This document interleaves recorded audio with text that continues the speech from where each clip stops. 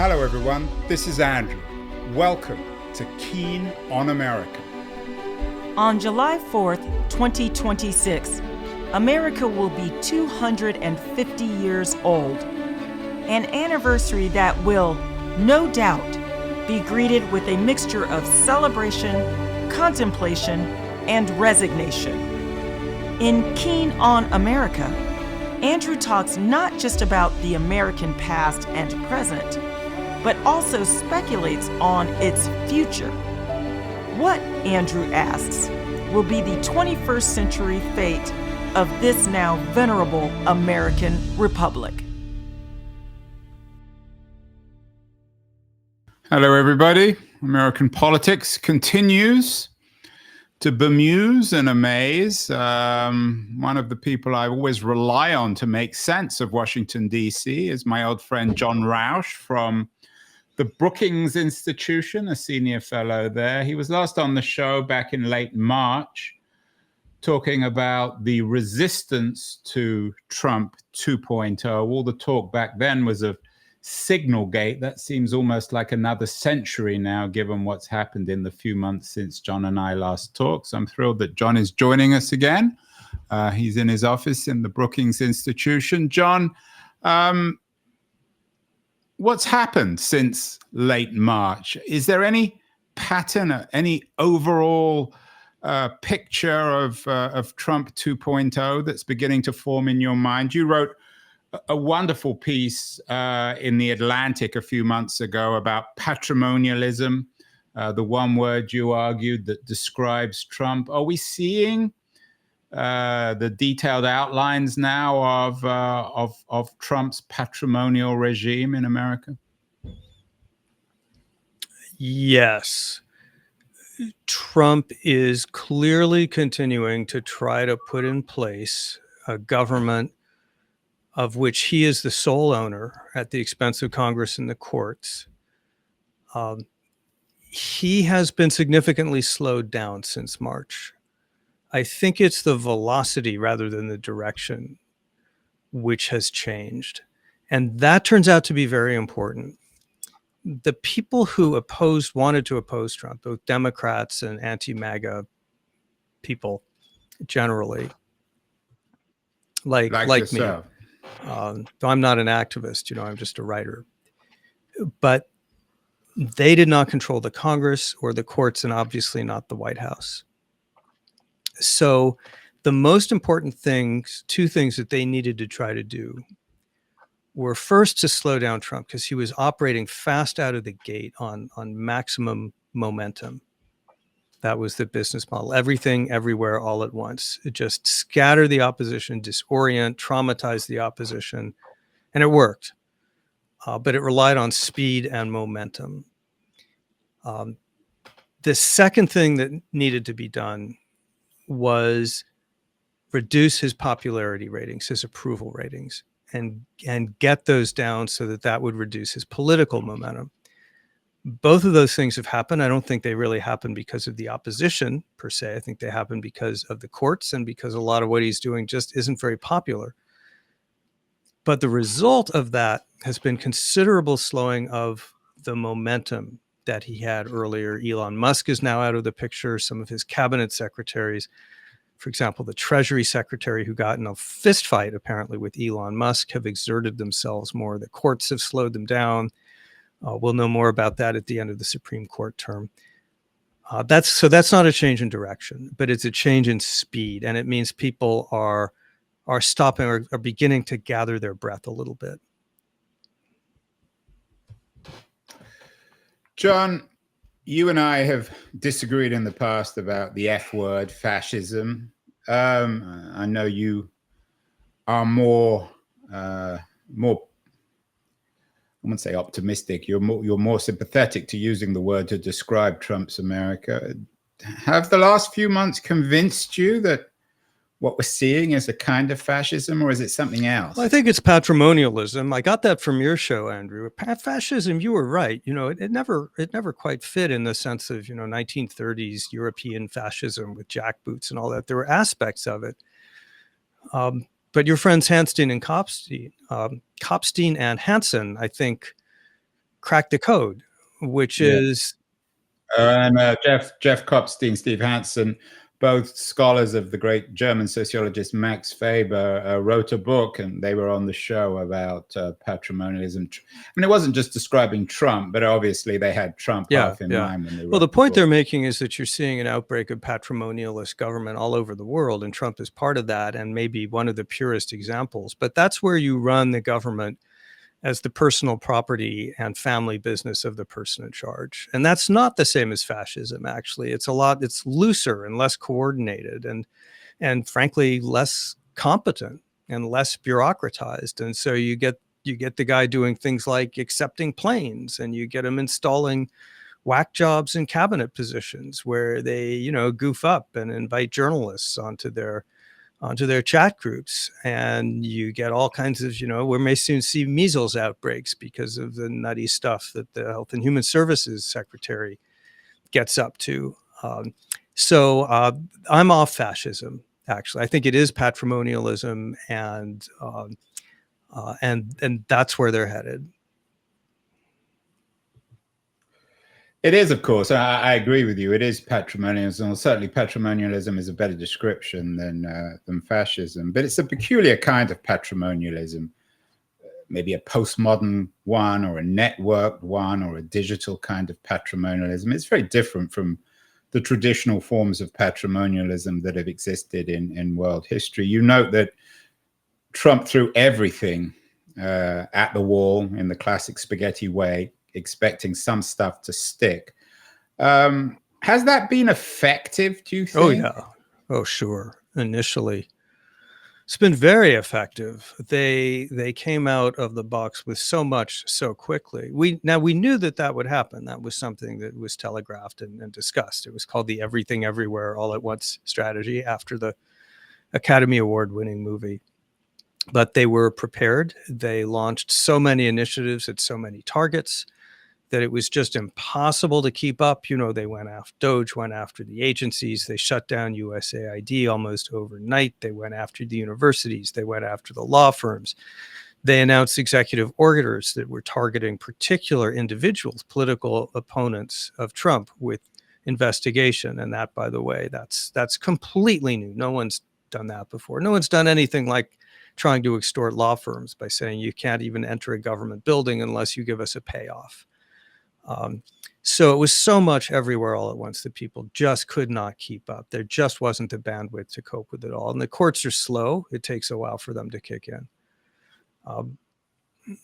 But is it what one might think of as a kind of symbolic patrimonialism, in the sense, or a symbolic everything all at once, in the sense that they seem to focus on maybe not one thing at a time, but one thing on a daily basis. So whether it's law firms or the universities or the immigration issues, or Musk or Newsom, and then they move on. So nothing is ever done. It's just all symbolic. It all seems really important when it happens.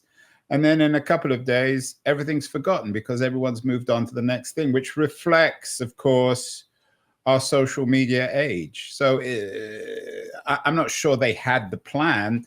The plan was determined for them by the age and by the fact that Trump himself in particular is such a master of social media. Well, I don't know that we know that yet. I think part of the strategy is to throw all the spaghetti against the wall and then see what sticks.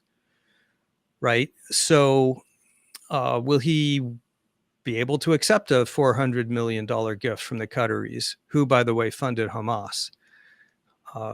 So can a president do that? Take a personal gift for $400 million? If he gets away with it, then the answer is yes. Can the president say, nice little law firm you got. If you want to keep it, you're going to have to give me, I don't know, how does $250 million worth of pro bono legal work sound? Can he do that? Courts have enjoined that initially, but we'll see. So I think what this is a process of is discovering whether you're in fact right, that, that they take a lot of shots and basically they misfire and they don't leave an institutional legacy because they're not good at building institutions. It's one of the great insights that Hansen and Kopstein have. Patrimonialists are not institution builders. They mistrust bureaucracies and institutions because it all has to be personal to them. So I think that's what we're waiting to find out. How much of this does stick? Maybe not very much. Maybe you're right. In a sense, then, they're like venture capitalists. They make 100 or 10 bets, knowing that one of them might be successful. They write the others off. So, for example, the stuff about the plane gift from the Qataris, I don't think Trump probably cares one way or the other. So he'll sacrifice that one, or he'll sacrifice something else. Is it a kind of VC model of governing? Well, I confess I never thought of it that way, but now I'll never be able to get it out of my mind. Yeah.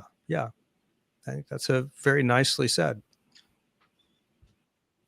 And perhaps it's no coincidence, again, that Elon Musk himself was, at least initially, part of the strategy. And I'm sure Trump took a lot from Musk before discarding him.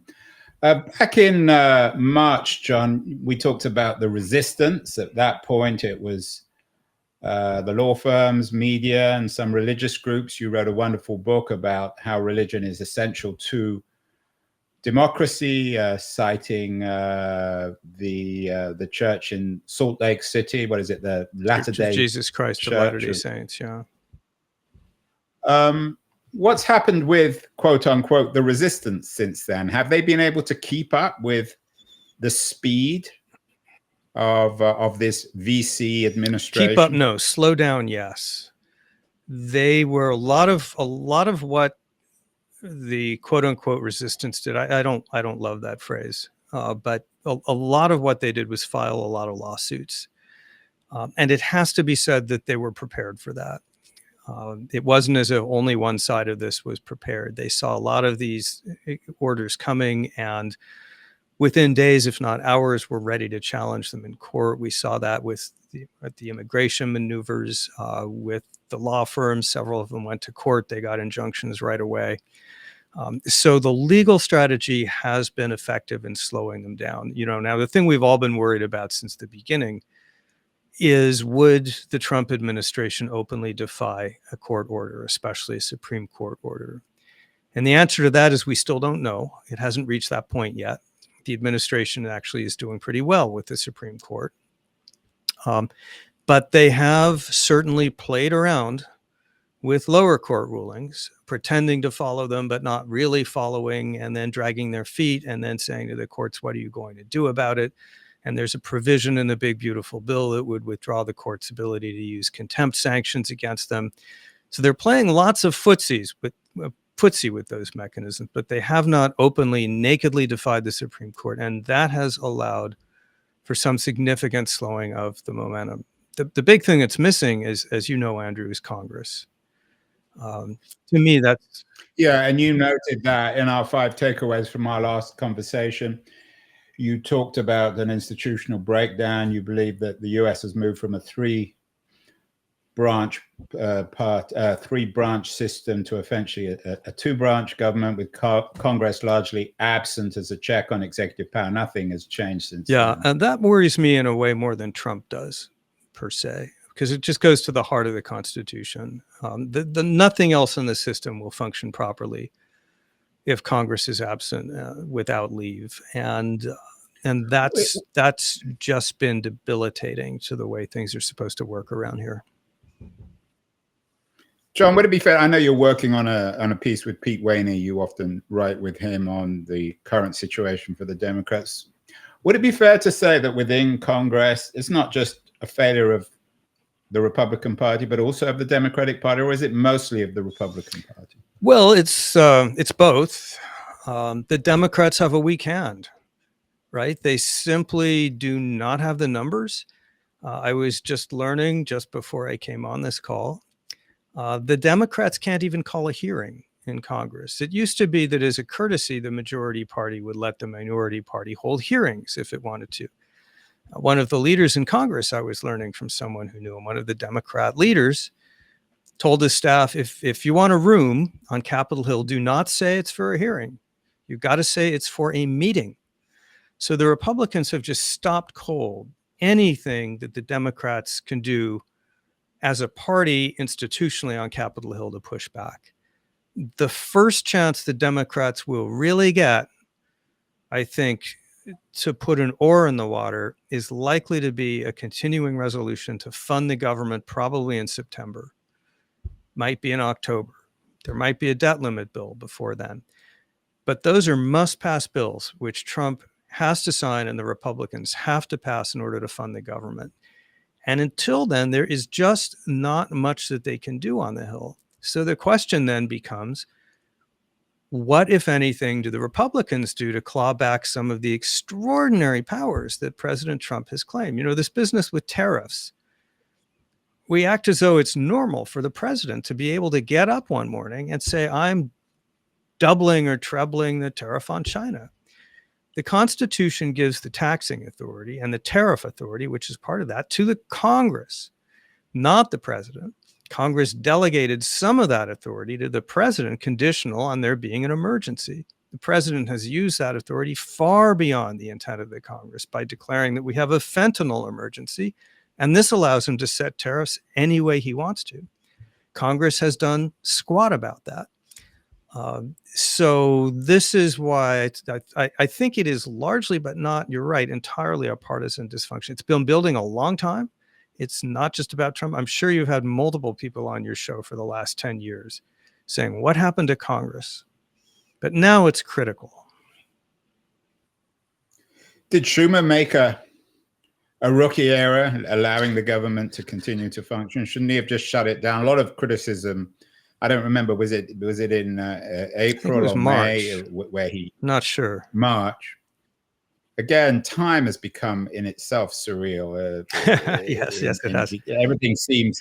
Everything all at once means that time itself breaks down. But did he make a fundamental error? He seems to epitomize all the dysfunctionality and hypocrisy of traditional Washington, D.C. Well, I'd be interested in your view on that. Mine is, I think I'm in the minority, and it's probably counterintuitive, but I think he made the right decision, and it was a gutsy thing to do because he had to fall on his sword in order to do it. But I think he understood correctly that shutting down the government in March was a battle that the Democrats would lose. First, they would get blamed for it. Trump wouldn't. And second, it would give Trump the opportunity to redouble his rampage, do even more shutdown than he was doing already, make everything worse. And I think he correctly assessed that you've got to hold off until you're on ground that you can defend. And that ground, I mentioned the continuing resolution, that's funding the government. That comes back up. The one that they agreed to in March was temporary. They've got to pass a budget to keep the government open. And supposedly by October 1st, when fiscal 2026 begins. And that will be the real test of the Democrats, because they can't pull a Schumer again. They can't just put it off again and wave it through. They will have to, at that point, have a strategy. They will have to have a shopping list of things that they will demand in return for votes to keep the government open, because Republicans can't override a filibuster. At least they're not supposed to. And so the real test of leadership, I think, comes in a couple months when the Democrats have to decide on a strategy and have to show their hand. Seems to me as if the most articulate and convincing resistance to Trump from within the Democratic Party is coming from governors. This week, Newsom's been in the news very much. The New York Times ran a piece today on Trump pivoting, so to speak, from Musk to Newsom as public enemy number one. I heard an interview with Newsom on a podcast, and he was incredibly direct and unambiguous, and he's being supported by a number of governors in terms of what Trump's doing now with the National Guard in California. What's your take on Newsom? Again, he's a divisive figure on the left. A lot of people don't trust him, see him as being very slippery, has a checkered, controversial history. But is he emerging as, if there is a conscience within the Democratic Party, real resistance, moral and political, to Trump? Is it coming from Gavin I think Newsom? you're certainly right that the Democratic governors are better positioned than Democrats in Congress to take a stand because they're leaders of sovereign entities. And there are fewer of them and they're higher profile, and one of them is likely to be president or a presidential nominee, I should say. And of course, Newsom is very much part of that calculation. I should ask you what people in California think about what he's doing, whether he seems effective out there. But the interview, which I should have put up, I forgot to add it to the screen, I thought was incredibly effective. And he's been on the show several times in the old days. I haven't had him recently, but I got to know him. I was always impressed. I mean, he was clearly not someone you would lend money to, but it's probably true of most politicians. So I'm impressed with him. And of course, there is the historical irony, which you don't need me to tell you, John, of states' rights versus the federal government and all these other issues going back to the 60s. The last time the Guard was called out was by Kennedy in the South. And of course, all these predictions of civil war, which no one took very seriously, but now don't seem quite as absurd or far-fetched as they did a few months ago. How do people... Is states' rights going to become the big issue here? I'd love at some point to get your view on how Newsom's posture is going down in California, where you are. Yeah, I mean, I live in San Francisco, and it's hard for me to speak on behalf of California. I know in my particular household, we like him, but I'm not sure that necessarily says much about the rest of California. What was it that impressed you about his interview? That he was really frank, unambiguously frank on his take on Trump. I haven't heard any national Democratic politician quite articulate that degree of anger and coherence. The guy can't be trusted. And that he looked as if he was an alternative vision to Trump. Whereas I don't think many of the other national Democratic politicians are. But I can't see him ever being elected by the Democratic Party to run against whoever is on the ticket. Well, that's what that's what's interesting to watch right now. We'll come to states' rights in a minute, but the conventional wisdom, I'm not a political analyst, it's not what I do, but the conventional wisdom is that a California governor is not electable at the presidential level because the state is too far west and too far left, and that therefore won't get the nomination. And it kind of looks to me as if what the Governor Newsom is doing now is setting out to disprove that by putting himself... Well, he'd like to disprove it because he doesn't want to end his political career as governor. And I think if you want to... That's exactly it. And that he's now in a position to advance his profile and his candidacy in an important way. And that could wind up being significant 2 and 4 years out. People could remember this is the guy who stood up. This is the guy. Democrats are so hungry, as you know, Andrew, for someone to speak out. They are so tired of feeling helpless. And the incident you spoke about in March with Senator Schumer, although I think he did the right thing, it was terribly demoralizing. States' rights. It's kind of ironic. It was certainly abused by the segregationists. They, did terrible things in the name of states' rights. But it is the case that the way our Constitution is structured is states are sovereign entities. They have powers that are independent of the federal government. And that means that there are things that governors can do that no one else can do in this system, including the president. And that means that becomes especially important at a time like this. And this Supreme Court, I think, don't hold me to it because, who knows with the Supreme Court. But I think this Supreme Court is likely to be fairly supportive of states' rights because they're originalists. And this was something that the founders were very concerned about. Yeah, and if I have any degree of faith in the system, it's in the Supreme Court. Coming back to Newsom, you asked me what impressed me. I'll bring up another F word. He appeared fearless. Often when people talk about Trump, there is a degree of fear. There's this sense, well, I should be respectful because he can destroy me.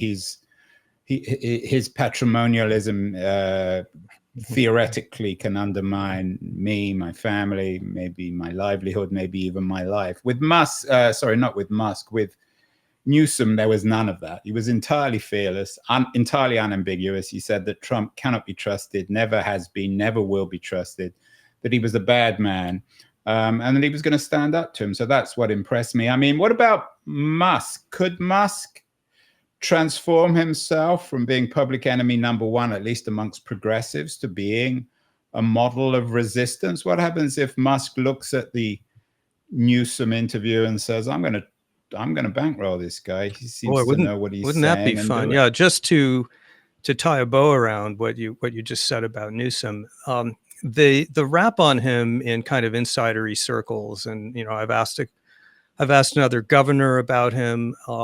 The rap on him is he's a talented politician and he looks good on TV, but that he's been kind of an empty suit, that no one really knows where he stands, that not even he really knows where he stands. And it sounds as if that is starting to change, that maybe he is finding his voice. And if he does, I think he will be a formidable figure. Musk, I don't know. You probably know Elon Musk. Have you interviewed him? I've never had him on my show. I know a lot of the people around him, of course, as everybody does. It's hard to know what to make of it. It's hard not to sort of sink into the minute by minute nonsense of the Trump-Musk relationship. Does this have any long-term significance? The breakup between the two of them? The supposed breakup, although you never know with these people. That's right. Tomorrow or the next day, one can claim to apologize and they'll be back. So my prediction last week, now of course thoroughly out of date, but my prediction last week was that sometime this week Musk would just cave. That he sees himself as a peer of Donald Trump in some sense, but he's not. He's not politically a peer. He certainly doesn't have the instrumental clout that Trump does. And, Trump, as corrupt as he is, one of the things that he did is come right out and say, in effect, look, if Elon doesn't watch what he says, some of those nice, fat, juicy contracts might get reexamined. And Musk is a businessman at the bottom line. So my prediction was that when push came to shove, and it was rapidly coming to that Musk would cave in and make peace and be friends with Donald Trump and go away quietly and not make any more trouble. So we'll see. That's what I said last week. The question with Elon Musk is he's so apparently egomaniacal and capricious. And sometimes I guess he's high as a kite. I don't know what ketamine does to a person, but it appears to be not entirely good for their cognitive steadiness. So it's just so hard to predict. It's definitely hard to predict. I think the one thing about somebody like Musk is he doesn't care about the money. And he's so wealthy, and I don't think the money means much to him. It's something else. But as you suggest, it's very hard to predict. You wrote a nice piece for Quillette back in February about universities being worth saving. This was before Harvard and mostly before Columbia. What do you make of what's happened on the university front? Is this just lots of spaghetti being thrown on the wall, or is there a broader threat here? It's not spaghetti on the wall. This seems to be an attempt to either dominate or crush the independence of what people in the Trump administration, more than Trump himself, believe to be the cultural commanding heights of the left. They not inaccurately believe that Harvard and other elite top universities are the center of the woke universe. It's where the ideas are coming from. It's where the personnel has come from. And they want to make very clear that the days when universities can have that kind of cultural influence are over. And they want to do that as quickly as possible. And they pulled up all the stops that they had to make that happen, to at least at first devastating effect. I mean, you saw Columbia cave very quickly. The amounts of money here, threatening to shut down an entire medical school, for example. This is not basically survivable for a modern university. Now that too has been slowed down. It's what we talked about earlier. They've lost some momentum there. They have not recently gone after any additional universities. So we're all waiting to see, but it's very serious. What they're doing here, I think, is fundamentally erasing the public-private distinction. There's a whole bunch of, there's law, there's statute about, if you think a university is illegally discriminating, yes, you can punish them for that, but there's a whole process you have to go through first. You have to give them a letter saying exactly what they did wrong, and then you have to give them a chance to reply, and then you have to have an investigation. And then if there's a punishment, it can't be to shut down the entire medical school. It's to remedy the particular program that was found guilty of discrimination. They're doing none of that. They're just saying the money belongs to us. It's a privilege, not a right. You do what we tell you, or you're out of business. That's not a legal model. That's a patrimonial model. As we speak, lots of demonstrations still in Los Angeles. John, who knows? This will go out tomorrow. Who knows what the situation will be? Trump's claiming that LA will be on fire if the troops hadn't been deployed. Some analysts, like Ed Luce, who was on the show recently from the FT, believes that sending the National Guard into LA is the administration's clearest step yet towards authoritarianism. Do you agree? I don't know. The smartest people I know on this, for example, Benjamin Wittes, the editor of Lawfare, and a colleague here at Brookings, says that the thing to watch, it is not at all clear as of now that the administration is in violation of law. They have interpreted the laws for calling it for nationalizing, federalizing the National Guard very, very loosely. They've claimed there's a rebellion going on, or there might be a rebellion.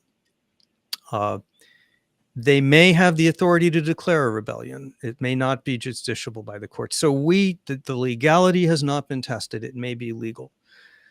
So what Ben and others who know more than I are saying is the thing to watch is not whether the Guard goes in, but when it comes out. Does it basically set up shop in California?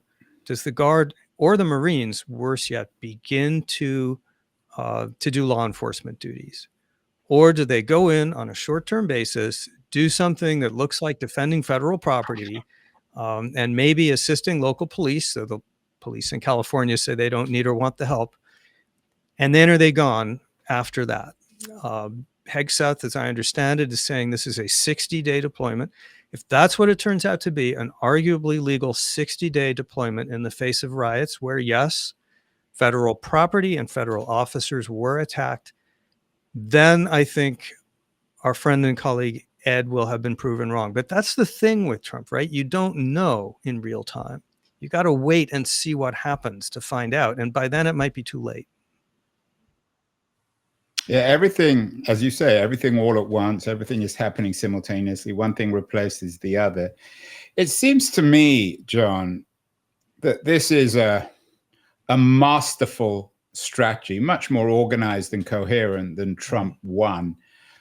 Trump clearly is not behind it. He's a disorganized character at best. Is there someone, in your view, within the administration who is pulling the levers here, some sort of master tactician?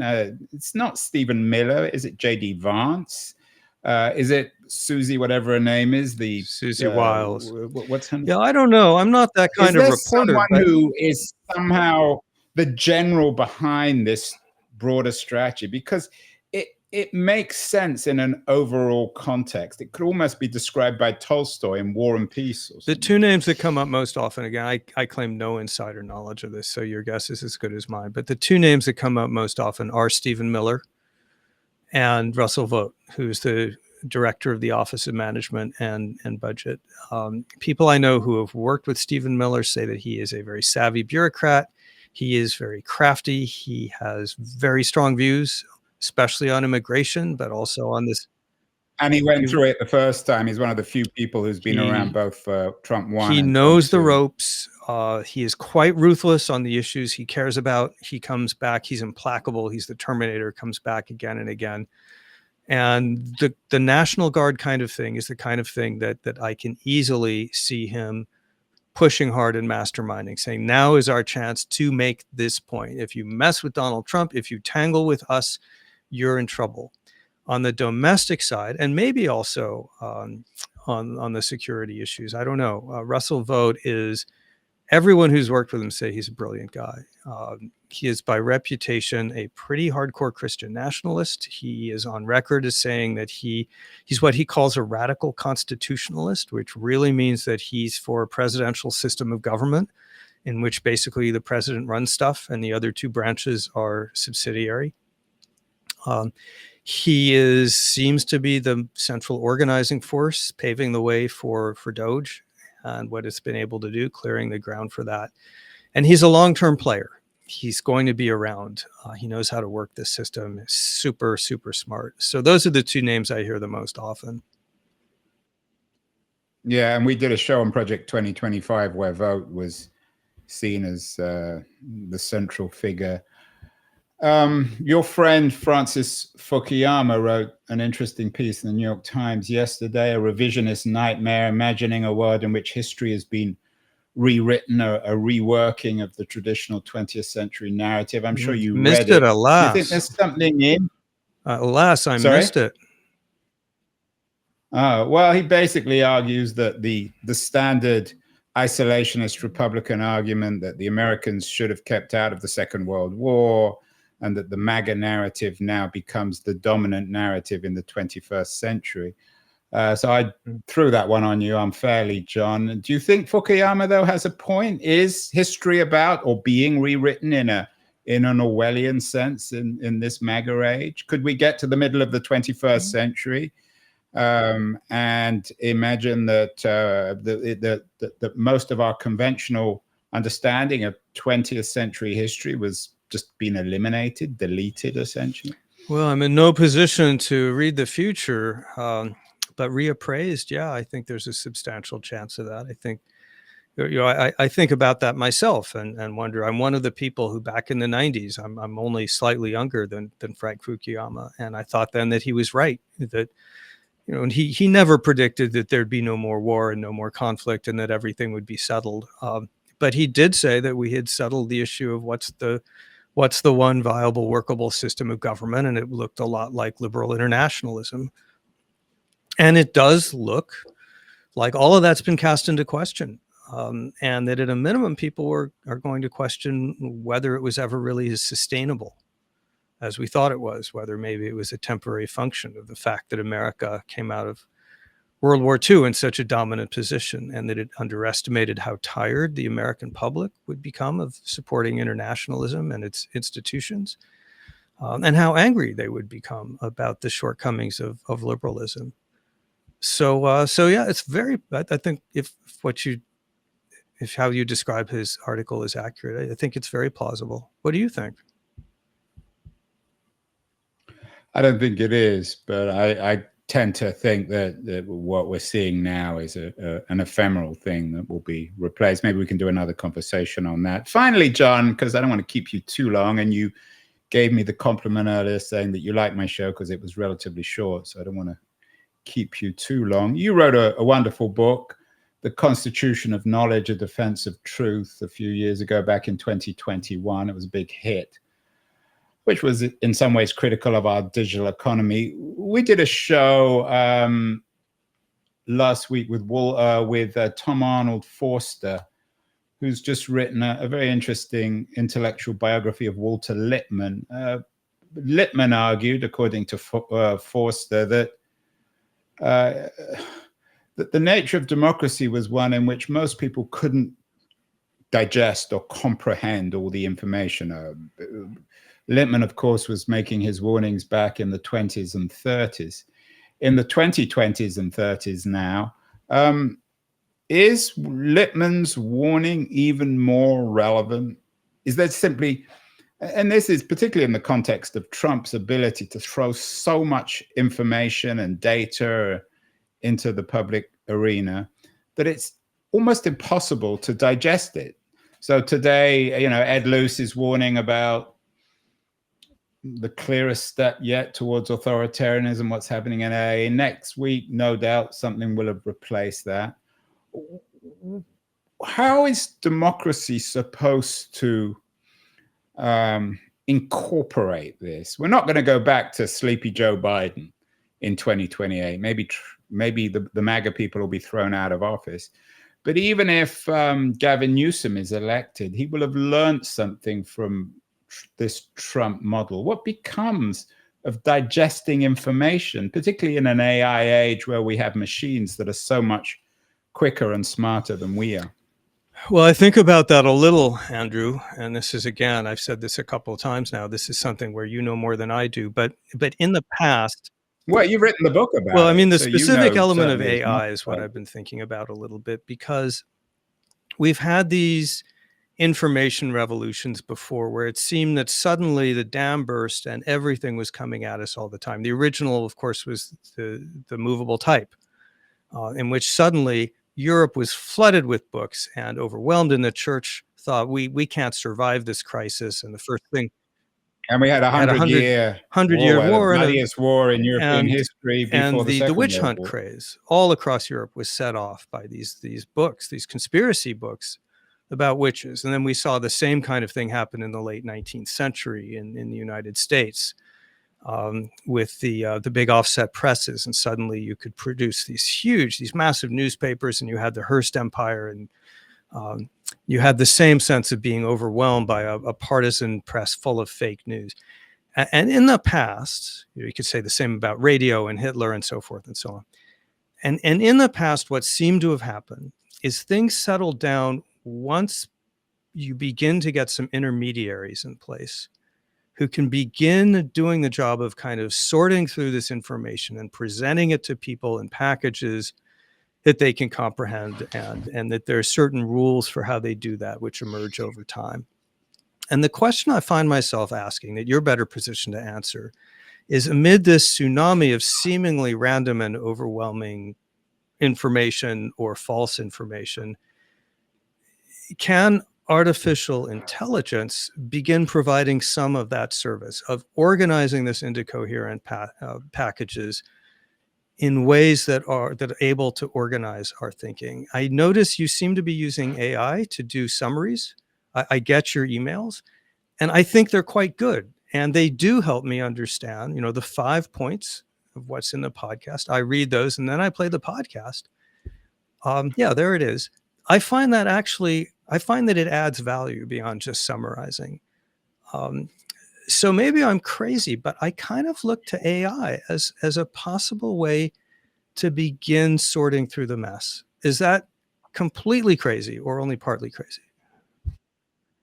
No, I don't think it is. And I think if there's such a thing as a reliable AI, I use Anthropic's Claude. If you ask Claude today about Trump and LA, it would give you, it's probably very careful, Anthropic, they'll get themselves into trouble, but there will be AIs that will be able to give you, I think, a more coherent response perhaps than guys like Ed Luce, who are really smart, but are perhaps too much on the front line and too much influenced by day-to-day or hour-by-hour events. Because we need some distance, I think. That's what Trump has brilliantly done in his sort of postmodern VC-like patrimonialism is destroyed distance in the same way as the internet broadly destroyed distance. So we need distance again from what's happening in politics as citizens to actually make sense of what's happening.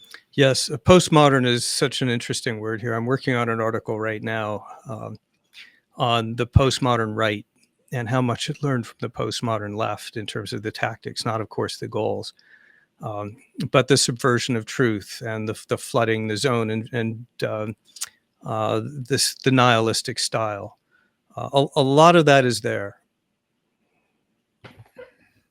Well, John, when's that article going to be out? Because I'm going to drag you back on the show. I will let you know. It hasn't been scheduled or even yet accepted. It's written, though.